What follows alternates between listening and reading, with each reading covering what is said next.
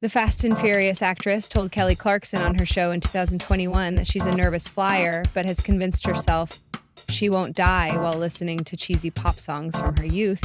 I would throw on certain music that I just knew I wasn't going to die to. For me, that was Britney Spears, she said, adding, "You're not going to meet God on like, oh, baby, baby."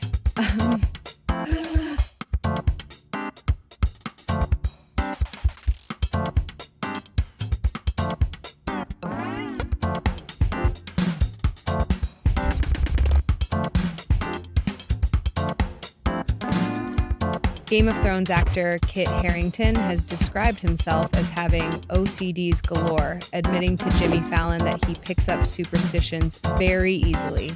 But he has one habit that's particularly odd. "I have to scratch my balls every time I see an ambulance," he told the host. "Apparently it's good luck for the people inside. It's an Italian tradition. This is not a thing at all," Fallon replied, falling about laughing. "Someone lied to you?"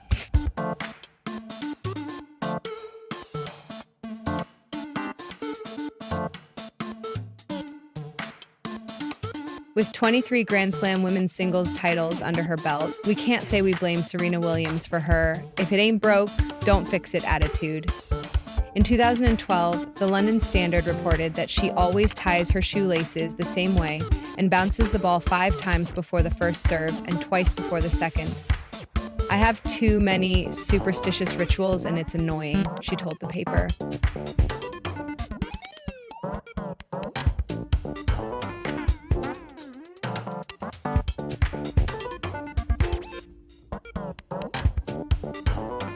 Paris Hilton's followers on X, formerly Twitter, will know exactly what we're talking about. According to HuffPost, the heiress has been reminding her followers of this little ritual every 2 days for the last 15 years. Her belief that you have to make a wish at 11 minutes past 11 o'clock every day for a chance of it coming true. Sweetly, after she married Carter Room in 2021, she posted a reel on her YouTube channel.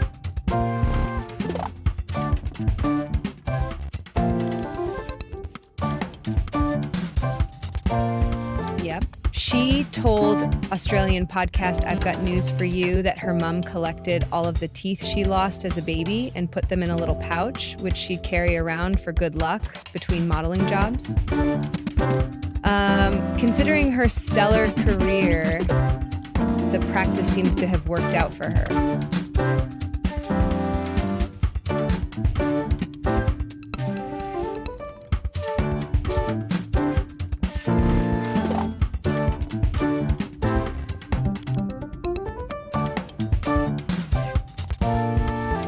Actor James McAvoy says it was his grandmother who passed down his most sticky superstition. "On the first of every month, I have to say white rabbit to the first person I see," he said, per Today Online.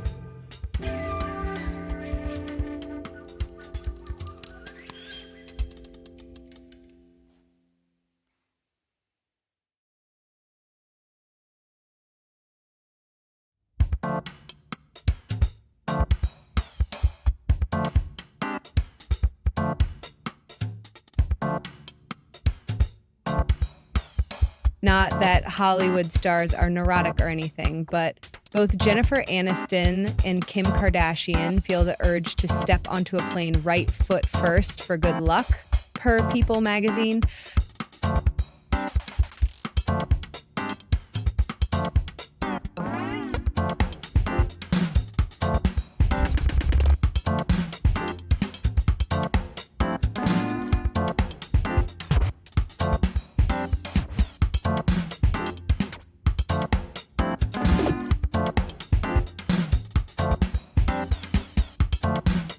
Not that Hollywood stars are neurotic or anything, but both Jennifer Aniston and Kim Kardashian feel the urge to step onto a plane right foot first for good luck, per People magazine.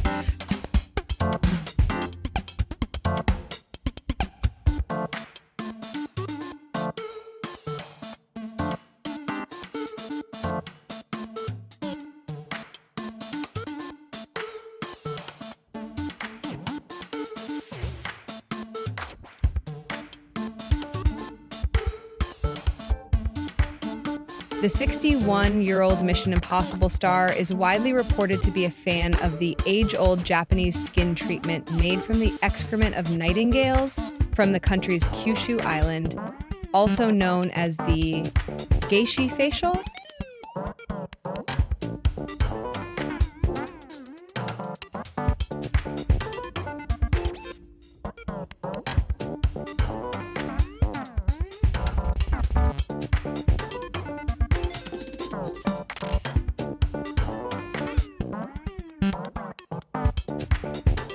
Admitting to a series of elaborate ski pole taps before she competes. 2 times behind me, hands 2 times, thighs and shoulders 2 times, head 2 times. Freestyle darling Eileen Gu is here to make us all feel better about our weird habits.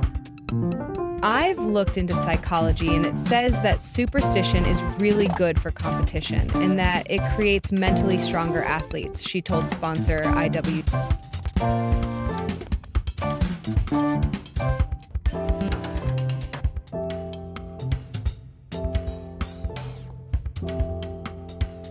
The notoriously rigorous perfectionist Stanley Kubrick was the man behind such movies as 2001: A Space Odyssey, Clockwork Orange, or The Shining. Yet, despite being isolated and reclusive in his private life, the legendary filmmaker had a soft side. He really, really loved animals. At one point in his life, there were 16 cats living at his home, a company that he enjoyed even in his working room. And that's not all. Eventually,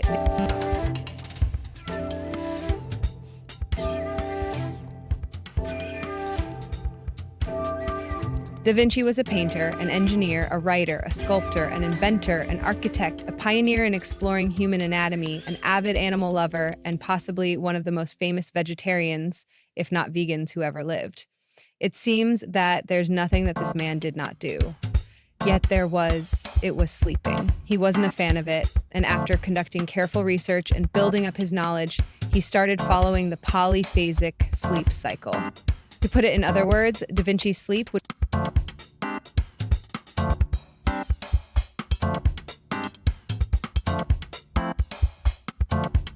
When someone thinks of surrealism, chances are that Dali and his pomade-covered mustache comes to one's mind. His life was as eccentric and surreal as his paintings, but apart from driving around with a car filled with cauliflowers and walking around Paris with an anteater, there is something that seems even more peculiar.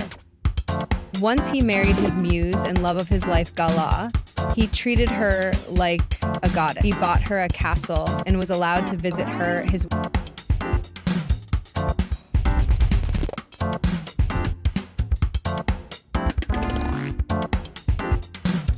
What happens when you take a glass of orange juice and flip it upside down?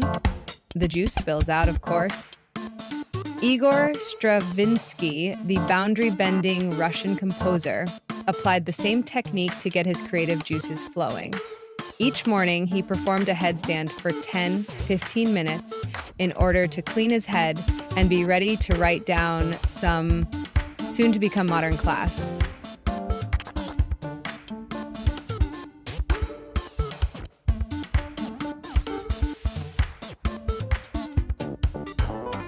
The embodiment of 8th century French glamour, Albert Camus was way more than an elegant intellectual who made smoking look cool and had a cat named Cigarette.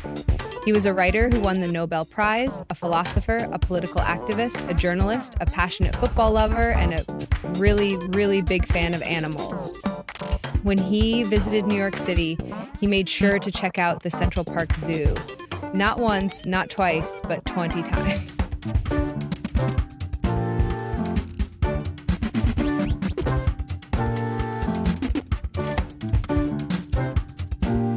Even though these two figures don't seem to have many things in common, the British modernist Virginia Woolf, together with the subversive German philosopher Friedrich Nietzsche, could see themselves working in a modern office as long as they would be provided with a standing desk. They both wrote while standing up, considering it to be the only proper way to achieve something of meaning.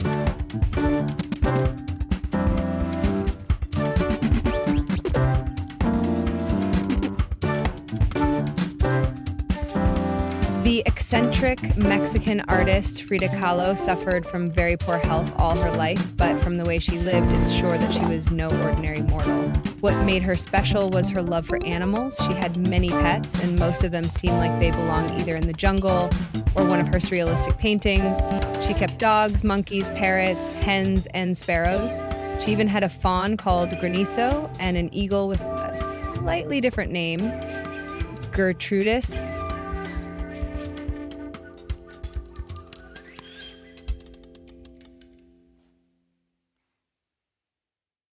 The frontman of Nirvana surely smells like Teen Spirit, and Teen Spirit smells like Kool-Aid. At least it did for a while when Kurt dyed his hair red, because yes, he dyed it with Kool-Aid. But to avoid any damage to his angelic hair, Kurt did not avoid hair maintenance procedures and made sure he would wash his hair from time to time, not with a shampoo, with a soap bar.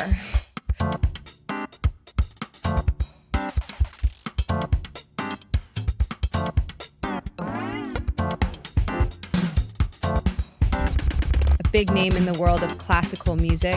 The Canadian pianist Glenn Gould was famous not only for his virtuosic skills and unique playing style, he also was a very odd character with the eccentricities of a hypochondriac. He always wore an overcoat and gloves in all temperatures because of his fears of catching germs and getting sick.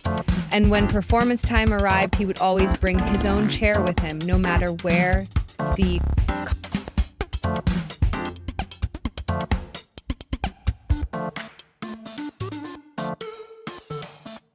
Andy Warhol, the face of pop art, is easy to distinguish from a crowd because he indeed was a dandy and took great care of his looks, and most importantly, his iconic hairdo, which was, actually, a wig.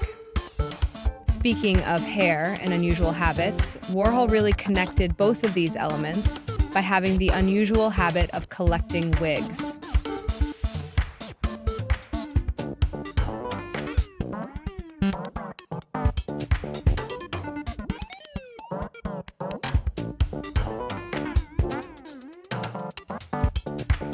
First of all, not many people know that Pablo Picasso is just the short version of his full name, which is actually Pablo Diego Jose Francisco de Paul Juan Nepomuceno Maria de los Remedios Cipriano de la Santísima Trinidad Ruiz y Picasso, for real.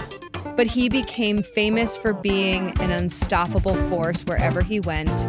He changed art forever. He was not discouraged by critics, and he even was not scared when facing the Gestapo, the secret Nazi police, yet he was unmovable.